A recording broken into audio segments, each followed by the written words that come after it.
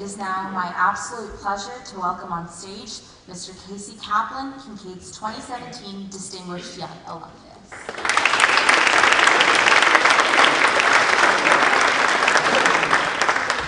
Good morning. How about those early 90s haircuts? Something like that, huh? To the administration, faculty, current students, and alumni, thank you for having me here today. I apologize for sounding a little bit like a frog. I'm getting over a bout of laryngitis. Knowing how so many of my classmates and other young alumni have turned out reminds me how special Kinkaid is and how lucky all of us are and have been to be a part of this place.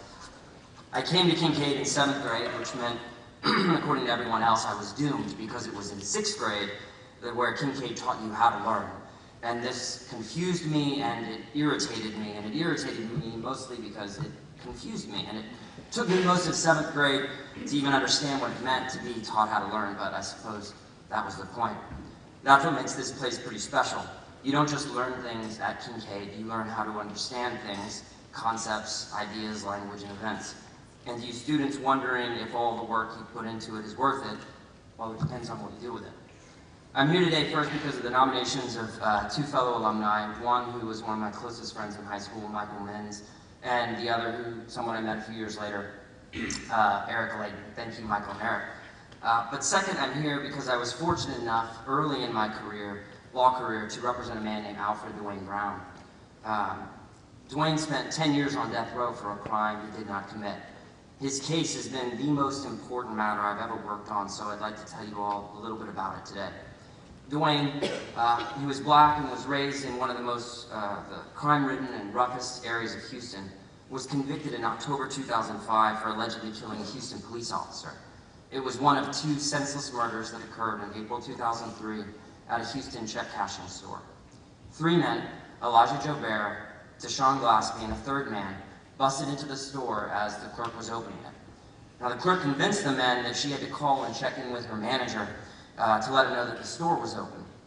Well, when they allowed her to place the call, she used a code word to let her manager know that the store was being robbed.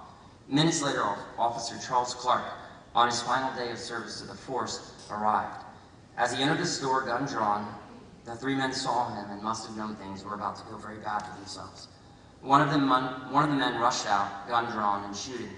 Officer Clark got off 1 shot before his gun jammed. The assailant shot and killed Clark and ran out the door. The other 2 men were still at the back of the store, and one of them shot and killed the store clerk, Alfredia Jones. The 3 of them then fled the scene. As I said, Dwayne was convicted in October 2005 of capital murder. He was sentenced to death and sent to the Pulaski unit of death row in Livingston, Texas. And there he sat, by himself, in an incomprehensibly tiny jail cell for 23 of 24 hours, every day for almost a decade. I visited Dwayne there several times, and let me tell you, death row is at once tranquil and hopeless, and that juxtaposition is overwhelmingly disorienting. And I can't imagine what it was like to be on the other side of that plexiglass, separating Dwayne and me during our visits. But then in November of 2014, after a bevy of investigators, paralegals, attorneys, including my former law partner and myself, had spent countless hours working on his case, trying to prove his innocence, and after one random and fortuitous spring cleaning of a garage, more on that in a minute, the Texas Court of Criminal Appeals tossed out Dwayne's conviction, vacated it, and ordered a new trial. About 7 months later, the Harris County District Attorney dropped all charges against Dwayne, and he walked out of the county jail a free man. Now, I wish I had 2 hours to stand here and tell you all the details of the case. Why, from the moment everyone working the case met Dwayne, we knew he was innocent.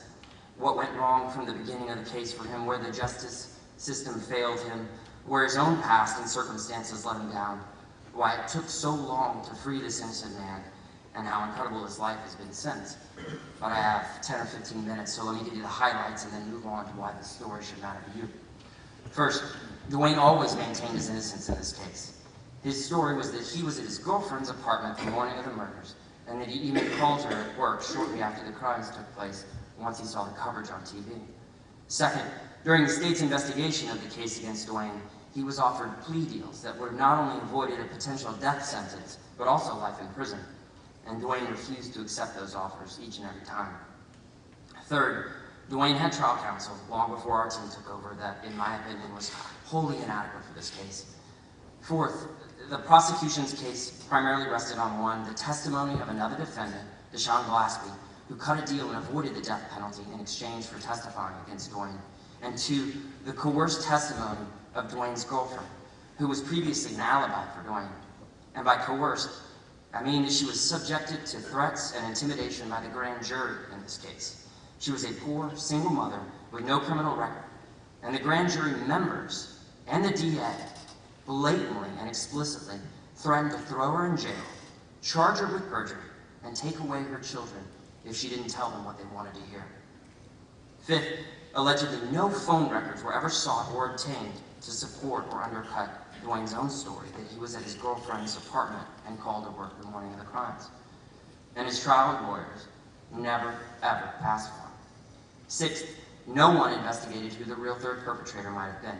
And a key piece of evidence, a letter sent to Dwayne while he was in county jail awaiting trial, was never investigated. What was in the letter?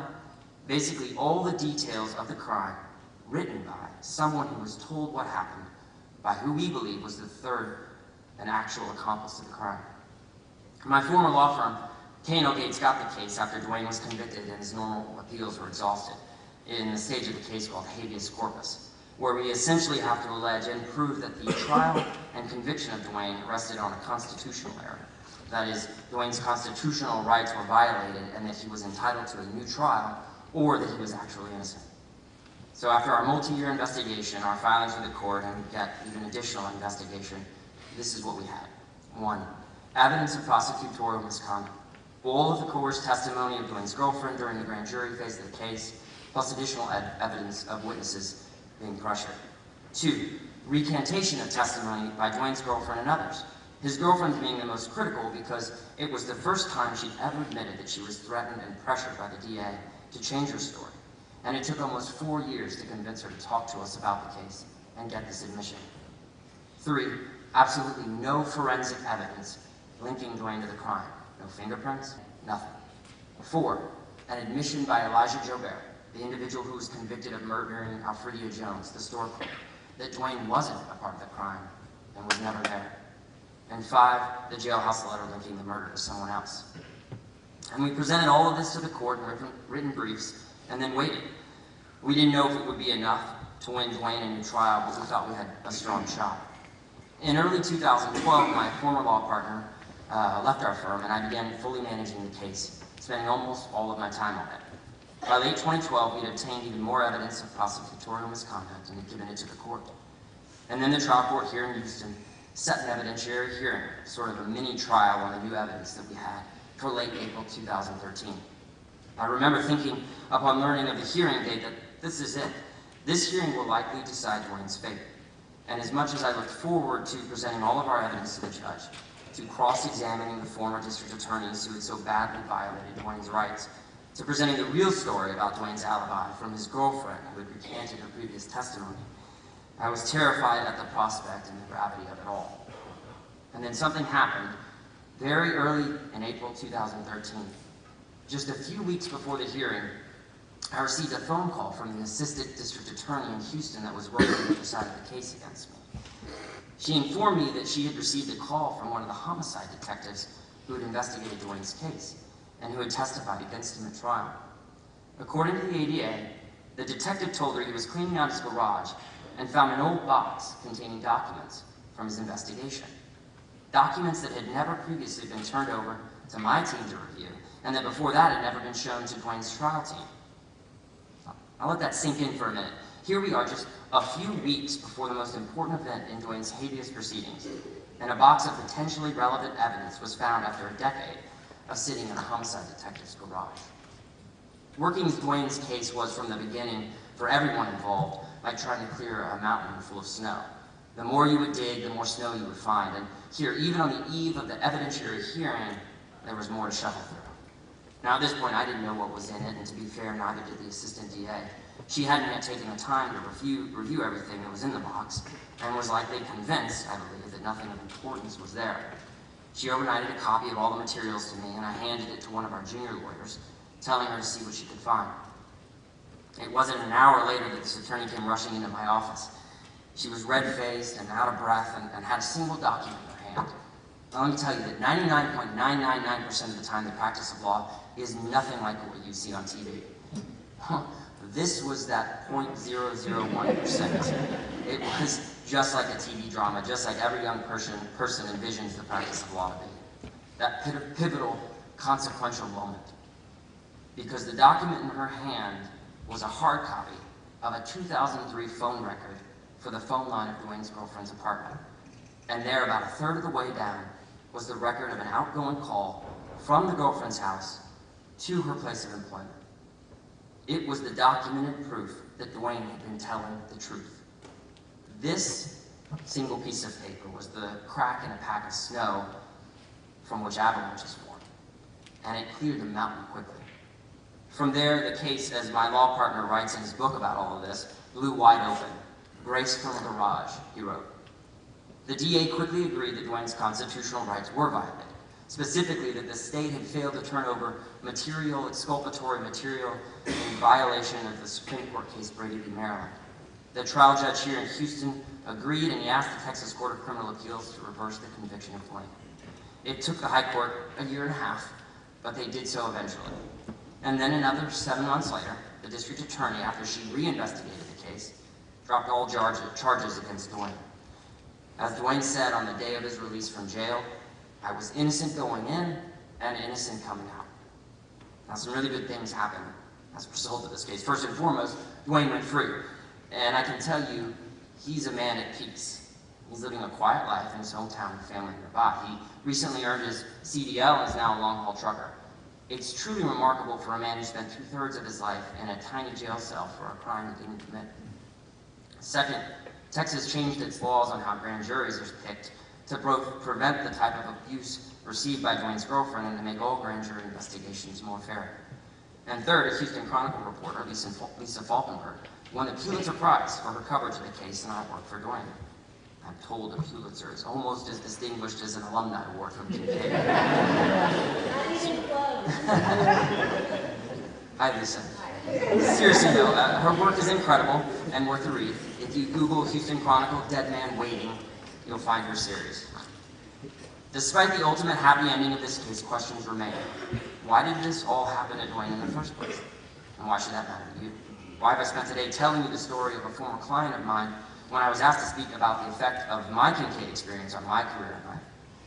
The answer to the second and third questions is this: because you have the capacity to understand important issues and circumstances that face your fellow man, even if you've never experienced something similar. Because Kinkaid has taught you more than just classroom subjects and topics and historical events. You take from this place more than just knowledge. The answer to the first is that Alfred Dwayne was a man without for a long time. He was a man without money, without power, without guidance, without support, without justice, and therefore without freedom. And our team was able to help him. And so my only recommendation to you today is to someday try to do the same for someone else. Help those without seek and obtain justice. Nobody is better equipped to do that than a graduate of a place like Kinkaid. You are being taught not just about things, but how to understand things. Despite the fact that Dwayne was a man without justice and freedom for a long time, he was also a man with, in many respects, with grace, with hope, with a conviction that despite his circumstances, his own truth, that he was innocent of the crime that sent him to death row, that truth would eventually prevail. And I can tell you those attributes guided his lawyers, guided us and helped us persevere even with an uncertain outcome that included the distinct possibility that Dwayne would be put to death. One of the more poignant memories I have of this case occurred shortly before the court hearing where the DA admitted it failed to turn over the phone records. I requested that Dwayne be in attendance for that hearing so that he could hear the DA's admission and know that justice was coming. The first assistant DA looked at me after I made the request to her and sarcastically asked, "What is this, adopted death row inmate day?" I laughed a little under my breath despite feeling pretty incredulous about what she'd said.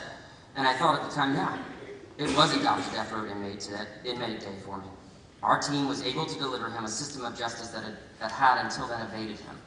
Because the unfortunate and sad reality is that if you are poor in this country, you live with a different system of justice. If you are black in this country, you live with a different system of justice. If you are of a certain faith in this country, you live with a different system of justice. But in the end, I realized that our team hadn't adopted Dwayne. Rather, he adopted us. He gave us the opportunity to put a spotlight on egregious and deep-rooted problems with the administration of justice here in Houston and Texas overall. He gave us an opportunity that none of us will likely ever have again, the case of our lifetimes. I'll leave you with some words from Martin Luther King, who said that we won't be satisfied until justice rolls down like water and righteousness like a mighty stream. With all the privileges and benefits and advantages that accompany a Kinkaid education, it is up to you to help deliver a righteous system of justice in the world. Find a cause you believe in and do that, as there are so many ways to help accomplish that end. Thank you for your time and for this honor. It has been a pleasure to return here and be with you today.